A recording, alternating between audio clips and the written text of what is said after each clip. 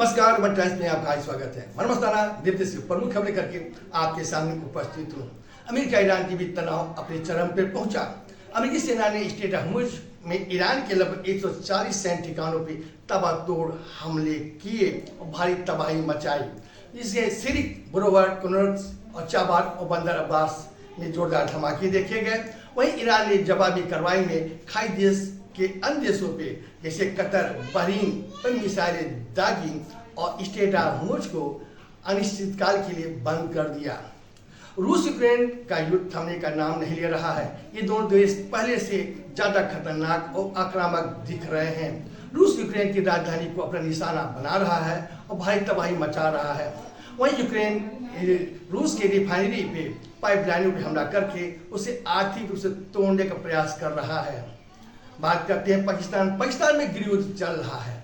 जैसा कि आपको मालूम हो, पाकिस्तान कब्जे वाले कश्मीर, पीओके में और बलूचिस्तान में पाकिस्तान की सरकार के सेना खिलाफ दमनकारी नीतियों के खिलाफ जनता सड़कों उतरी है।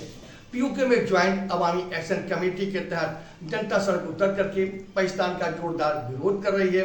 बता रही है वहाँ की सरकार किस तरह से उनका दमन कर रही, दोहन कर रही है। वहाँ के लोग अब मूलभूत चीज के लिए तरस रहे हैं। आवश्यकता बनी है, लोग भूख मर रहे हैं और सरकार गेहूं का भी सप्लाई नहीं दे रही है, दवाई का सप्लाई नहीं दे रही है, इंटरनेट और बिजली को बाधित की हुई है। इस जनता भारी आक्रोश है। वहीं बलूचिस्तान आर्मी एक्शन कमेटी ने भी जोरदार हमले किए हैं, सेना के कई जवानों को मारा है। वहीं सेना ने भी एक ऑपरेशन चला करके 140 से ज्यादा अलगाववादी लोगों को मारा है।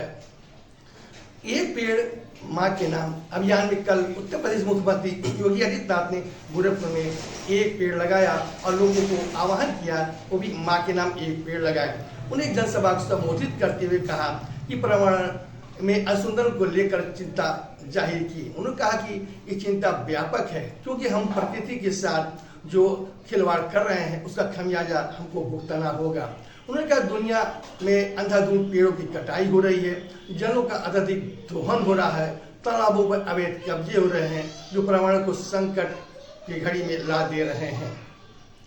पूर्व चुनाव आयुक्त YS कुरैशी ने अपनी किताब इंडिया एंड आई में दावा किया है कि 2012 में विधानसभा चुनाव के दौरान जब सलमान खुर्शीद ने अल्पसंख्यकों की मांग को बढ़ाते हुए एक विधेयक लाया था तो चुनाव आयोग ने चुनाव आचार संहिता का हवाला देते हुए उसको रोक लिया था। इस पर मंत्रियों के खिलाफ अभद्र टिप्पणी की थी, जिसकी शिकायत उन्होंने प्रधानमंत्री मनमोहन से की थी।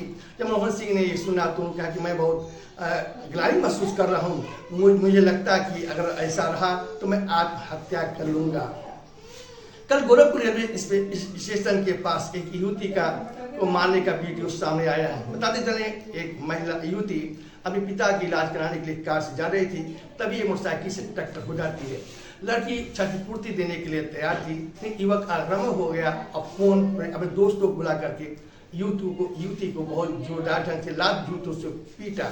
इसका वीडियो वायरल होने पे से प्रशासन ने संज्ञान लिया और मुख्य आरोपी को गिरफ्तार किया और बाकी के लिए दबिश दे रही है।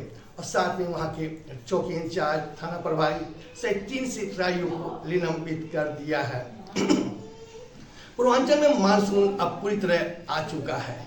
आसमान में केवल बादल नहीं है बल्कि वो तेजी से बरस रहे हैं, झमाझम बरस रहे हैं। इस तरह से गोरखपुर सहित पूर्वांचल में का मौसम बहुत सुहाना हुआ है, तापमान गिरी है।